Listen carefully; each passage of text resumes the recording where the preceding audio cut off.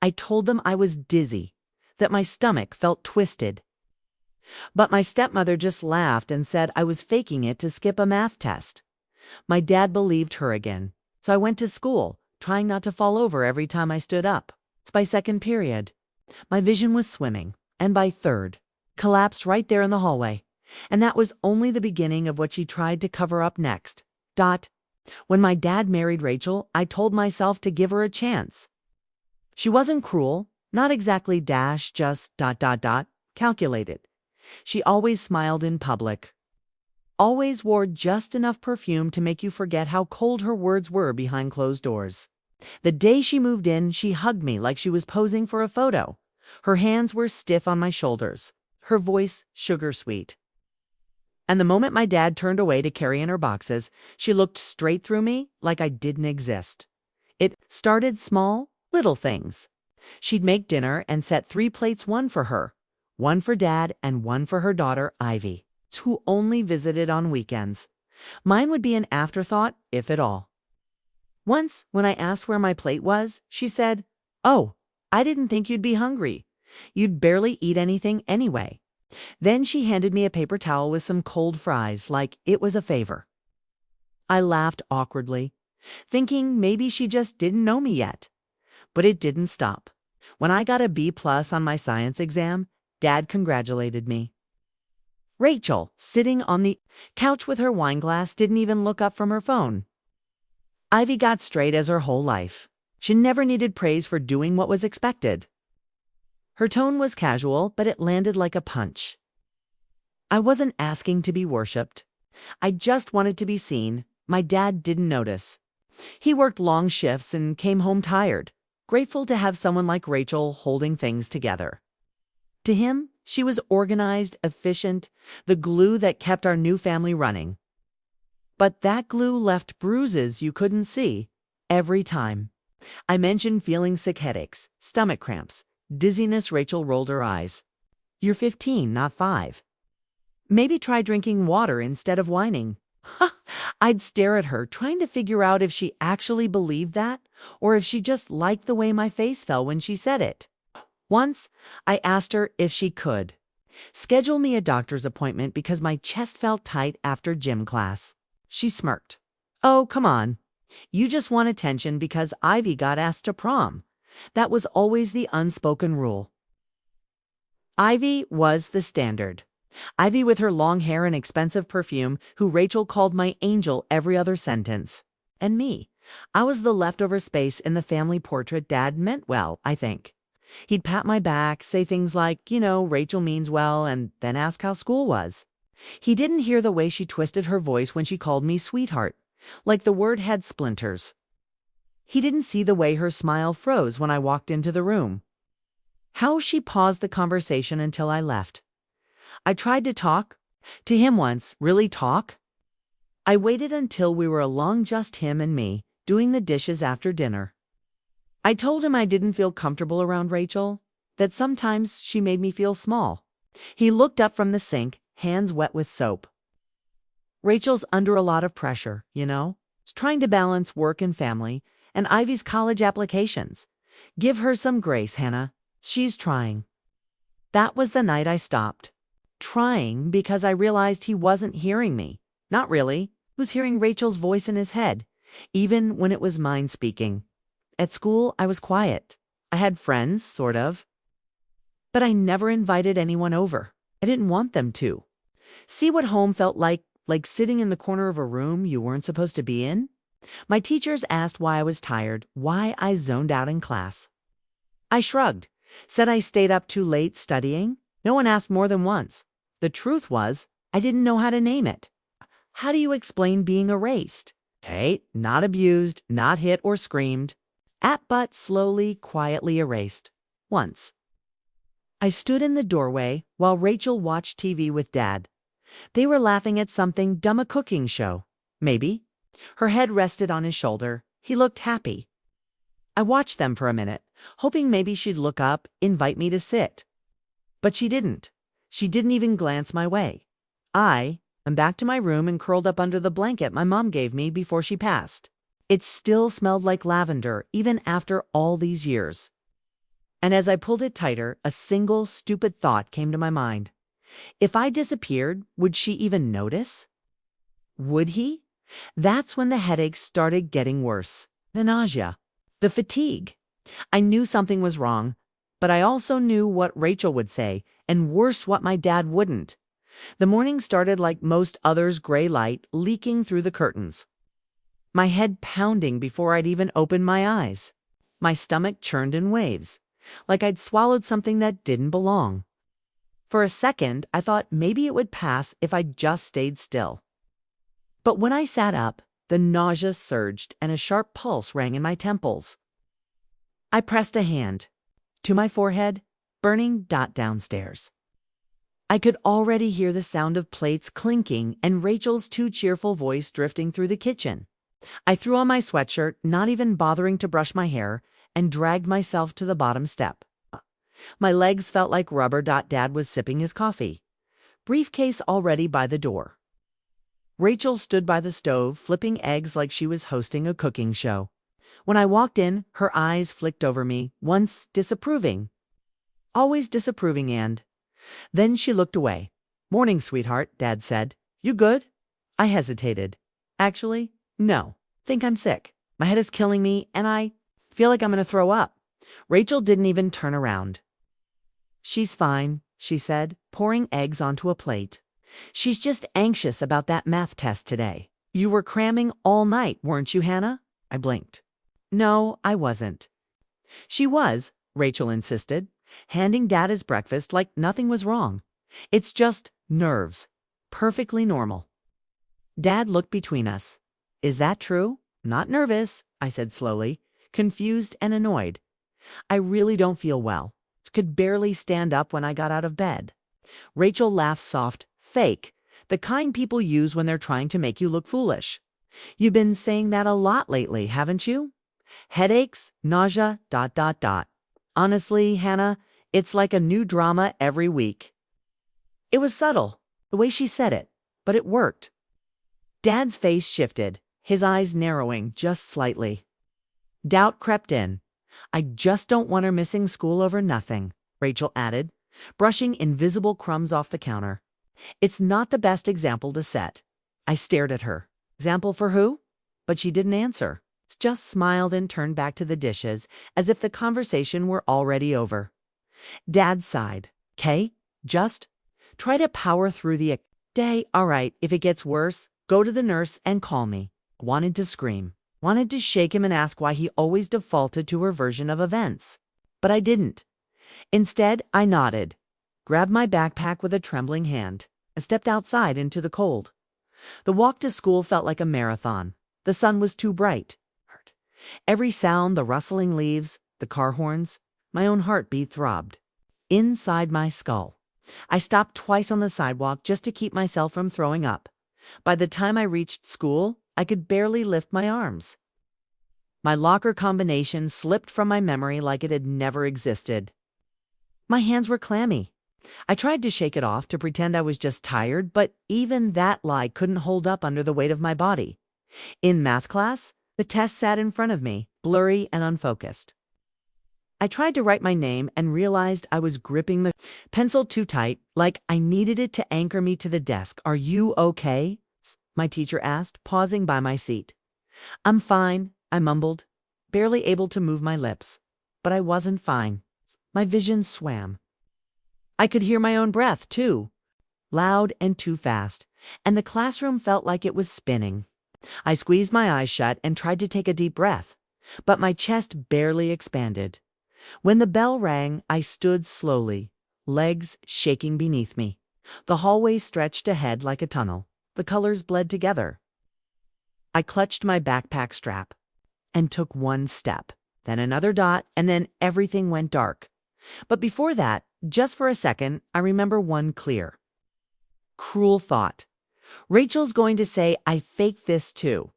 The bell echoed in my ears like it was underwater. My head throbbed with every step, and the buzzing fluorescent lights in the hallway stabbed at my eyes. I leaned against the locker for balance, trying to breathe through the nausea curling in my stomach. My hands were shaking. I couldn't tell. If I was sweating or freezing, maybe both.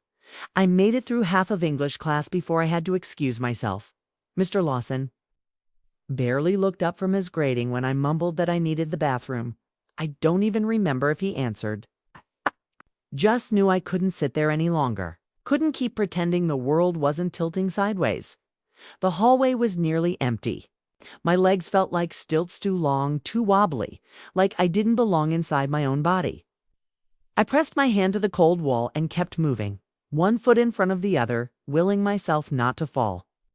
My vision blurred at the edges, faces of passing students becoming smudged shapes, their voices distant echoes.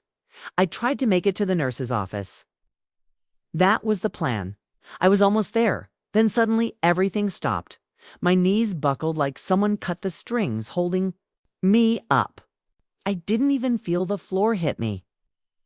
I just remember the sharp gasp that escaped my lips as my body gave out in, then nothing but ringing silence. When I opened my eyes, I was lying on a stretcher in the nurse's office, the ceiling spinning. Above me there were muffled voices, concerned but not frantic. The nurse hovered near my head, placing a cool cloth on my forehead. Someone took my pulse. A paramedic crouched beside me, saying my name like it was the only thing keeping me.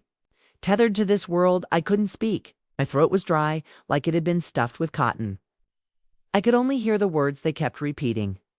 Dehydrated, very high fever, possible infection. Someone asked if they'd contacted my father.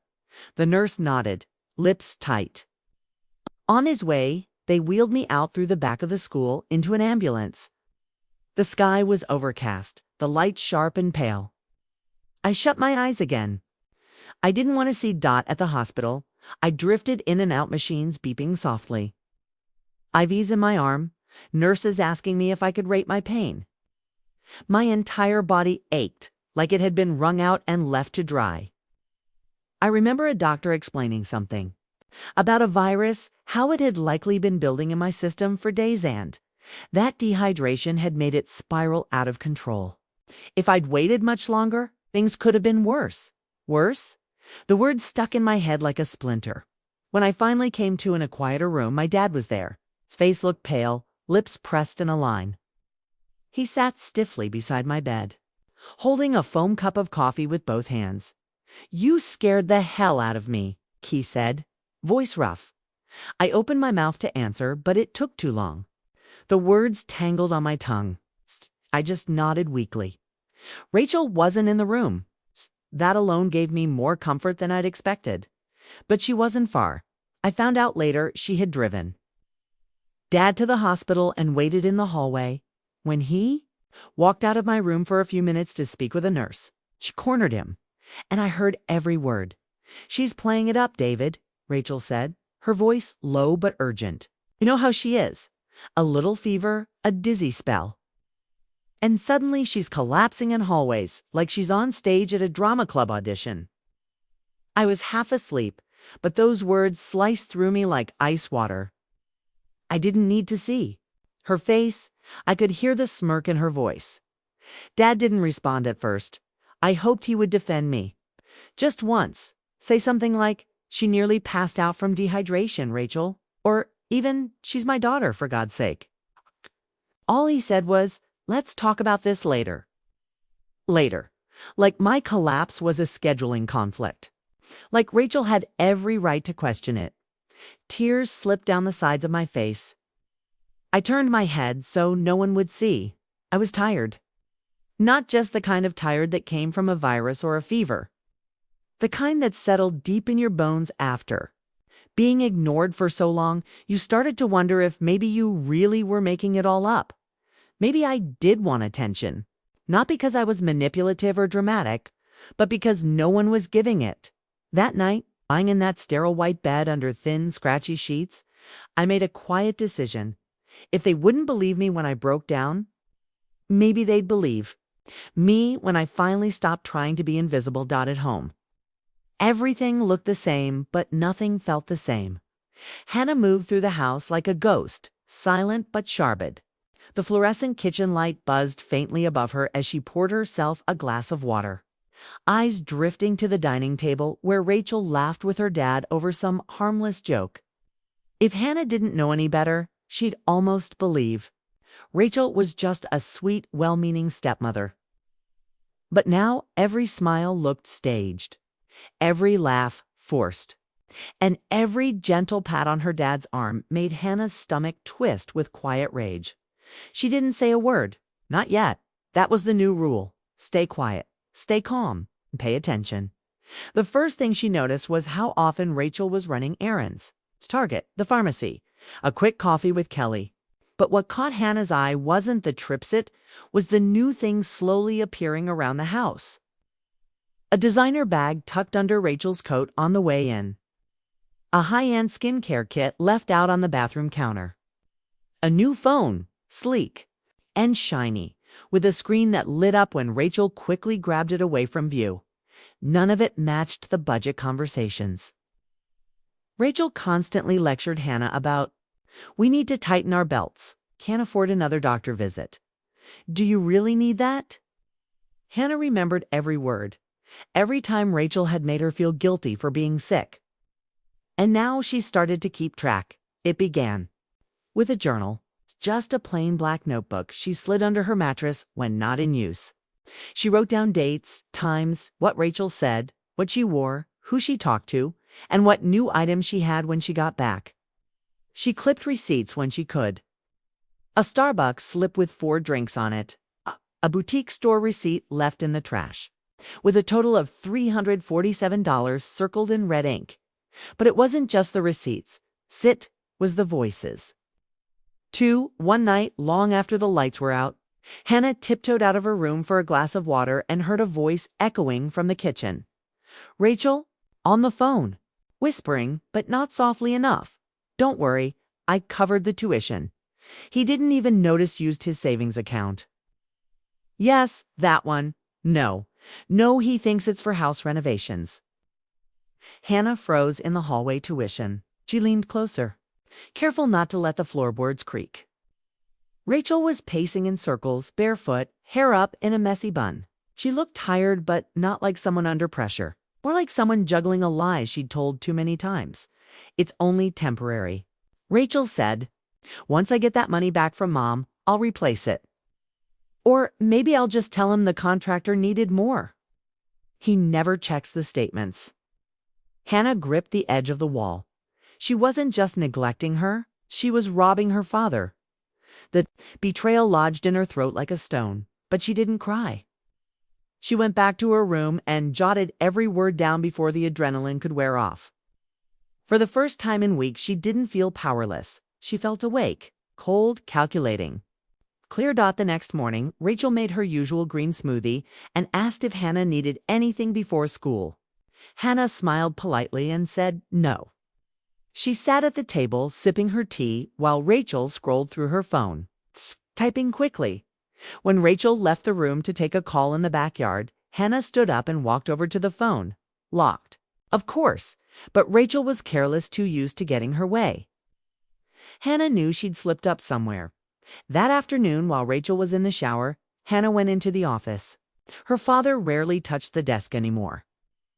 Most of the bills were on auto pay, but the drawers weren't locked, and in the bottom one there it was, a file labeled Bank Statements Renovation. Inside were printouts of transactions. Payments made to someone named Monica Ellison. Not a contractor. Hannah remembered that name from a picture frame Rachel kept hidden on her dresser. Her daughter. She photographed every page with her old phone. Quiet, fast, efficient. In the following days, Hannah dug deeper. Rachel had deleted messages on her dad's phone, but cloud backups didn't lie. Hannah figured out how to access them from an old iPad in the house and saw months of messages from Rachel to her daughter. Complaints about Hannah, jokes about how gullible her dad was, even messages saying, "Don't worry, he'll never know. I used the money for your car repairs." Each screenshot went into a secret folder, one she backed up to a flash drive and emailed to herself. She wasn't ready to expose Rachel. Not yet. Instead, she stayed polite. She asked Rachel for help with homework, thanked her for dinner, smiled when they watched TV together. And the whole time, Rachel's guard dropped inch by inch. Hannah didn't just want her to be caught. She wanted her to feel secure first, safe, in control, like the queen of the house. And when she least expected it, Hannah would pull the rug out from under her. Silent revenge was slow, but it was exact. It gave her power. And for the first time in her life, Hannah wasn't just the sick girl who needed help. She was the one preparing the storm, and Rachel had no idea. It was already on its way. She wasn't even trying to hide it. Hannah had just set her phone down on the nightstand when it buzzed, a call from her stepmom, Rachel. They'd barely spoken since the school incident. She let it ring out. But seconds later, another call came through, this time without a name, just a number. She answered instinctively, thinking maybe something had happened to her dad. What she heard made her freeze. Rachel's voice was unmistakable, loud and unfiltered, like she had no idea the call was live. God, I swear, if I have to hear about Hannah's stomach aches one more time, she laughed, the sound sharp, cruel. She's like this clingy little liar who thrives on attention. She's always playing, sick to get her dad's sympathy. Classic manipulation. Someone else laughed in the background, another woman, maybe one of Rachel's friends. You think she's faking it? The friend asked. Of course she is, Rachel said. I mean, come on. If she were really that sick, she wouldn't be scrolling on TikTok all day or whining about cramps when she doesn't get her way. I've been around enough drama queens to know the act. Hannah sat in stunned silence, her fingers tightening around the phone. Every word was a knife, twisting deeper. But she didn't hang up. Her phone was still on speaker, still recording the call. She didn't speak, just listened. You know what the real problem is? Rachel continued, her tone sliding from mocking to venomous. It's that she has her dad wrapped around her little finger. I told him to stop babying her, but he just eats it up. And guess who gets blamed when the little actress decides to faint in front of half the school? Me. Like I'm the villain for not pretending she's made of glass. There was a pause as the friend said something muffled. Exactly. Rachel snorted. I'm the only one trying to teach her how the world works. But no. Instead, she gets rewarded for being a helpless little mess. Hannah's vision blurred. Her heart wasn't just broken, it was outraged. This wasn't gossip. This was cruelty. And it wasn't just words, it was confirmation of everything she'd felt, but couldn't prove. She ended the call before Rachel could ramble further. Her fingers trembled as she played the audio back. There it was. The truth, raw and ugly, pouring straight from Rachel's mouth. For a moment, Hannah stared at her screen in silence. Humiliation, the doubt, the way her dad had believed Rachel over her, it all came crashing down like a tidal wave. But underneath the ache was something new, slow, burning resolve. She went to her saved files, the spreadsheet she'd been compiling quietly for weeks. Text screenshots, bank notifications, her dad's money, rerouted and respent on clothes, brunches, and hotel charges that didn't add up. She had thought she was being paranoid, but now it all made sense. Rachel wasn't just a liar. She was bleeding them dry behind a mask of concern. Hannah opened a blank email to her dad. No long message, no emotion, just the facts. First, the voicemail audio. Then, screenshots of Rachel mocking her via text to friends. Finally, the money. Logs all attached in one cold, undeniable thread. She didn't press send right away. Her thumb hovered over the button. Her breath was shallow. This wasn't just about exposing Rachel. It was about risking everything. Would her dad believe her now? Or would this just widen the rift that Rachel had already carved into their family? She closed her eyes, swallowed, hard, and tapped. Send. The message delivered. The silence that followed was unbearable. Minutes felt like hours. She kept checking her phone, her heart fluttering every time the screen lit up. Nothing. But then, a new text from her dad. Can we talk? She met him in the kitchen. He was already sitting at the table, phone in hand, eyes red-rimmed like he'd just walked through fire. He didn't say anything right away. Just played the voicemail on speaker. Rachel's voice filled the room like poison gas, mocking, submissive. Cold dot when the audio ended, her dad set the phone down.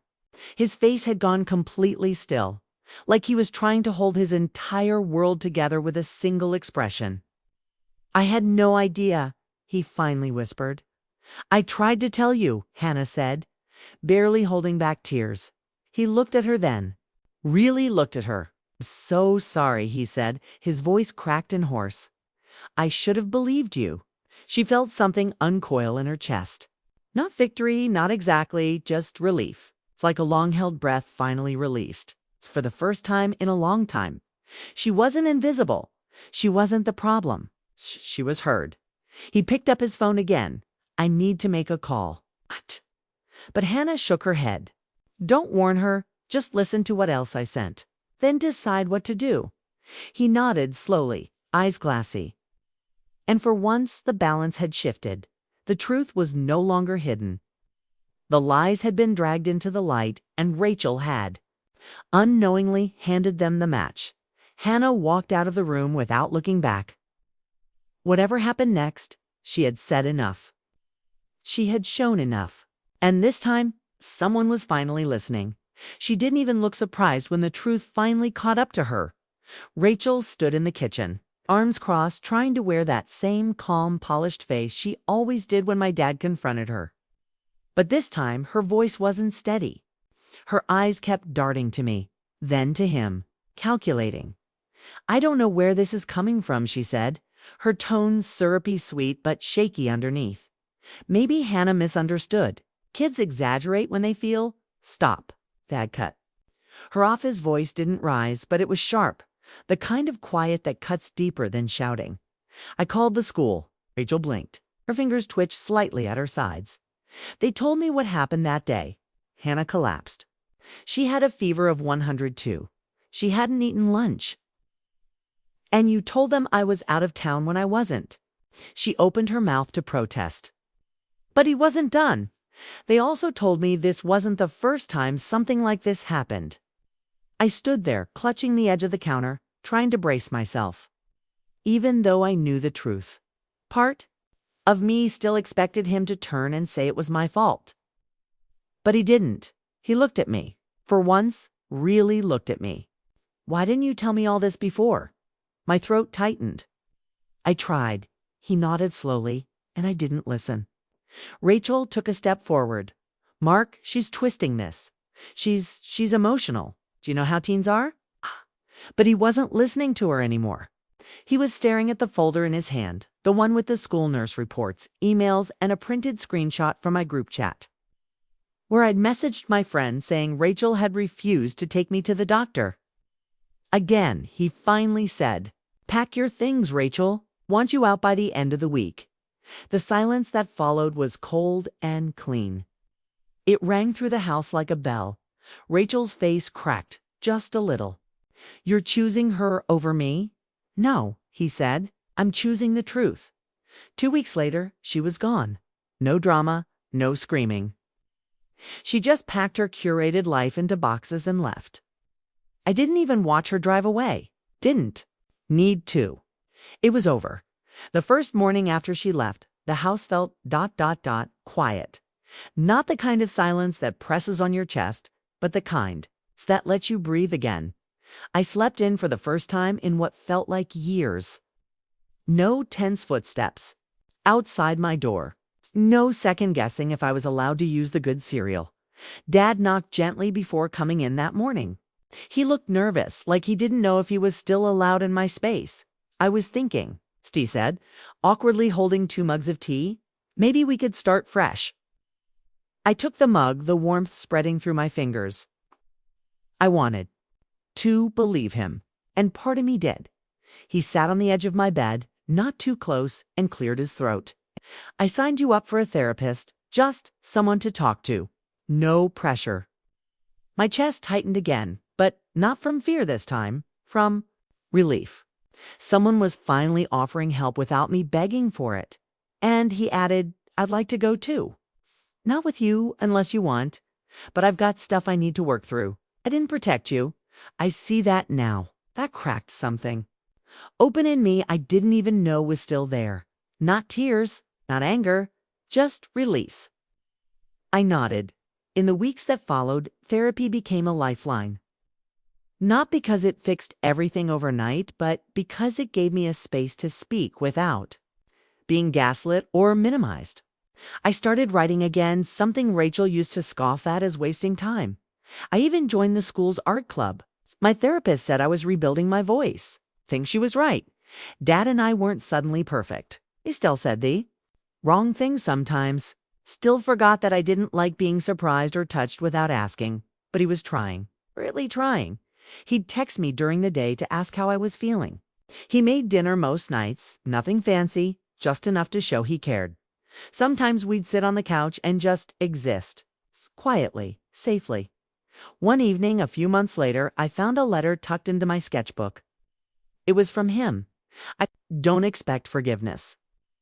But I hope one day, when you're ready, you'll know how proud I am of how strong you are. You saved yourself, and you saved me too. I sat there for a long time after reading it, my heart still but full. This time, he believed me, and maybe for the first time in my life, I was starting to believe in me too.